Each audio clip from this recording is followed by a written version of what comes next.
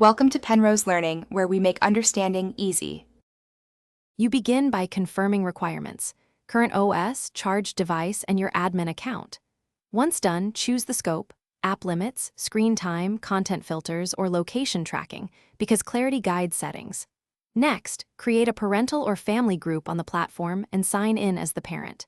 Make sure to enable a device PIN or biometrics so child access is restricted. These actions set up control points. They prevent accidental overrides and let you move into configuring specific restrictions immediately. Now configure the actual controls. Set screen time schedules, daily limits, and downtime windows so routines form. Then apply app-level restrictions by using age ratings, blocking installs, or turning off in-app purchases to avoid surprises.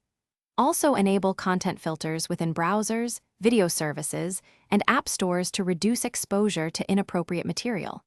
Make sure to review app permissions, location, camera, microphone, and revoke what isn't necessary.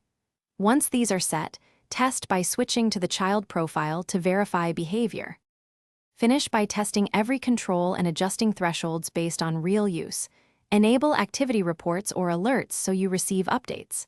Then secure recovery options, record backup codes, enable two-factor authentication, and rotate passwords to keep control intact. If something goes wrong, first sync devices and check for OS or app updates. Many problems stem from outdated software. If still stuck, reinstall the parental monitoring app and reapply settings. This approach ensures controls persist and you can. Thanks for watching. If this was helpful, leave a like and consider subscribing. See you next time.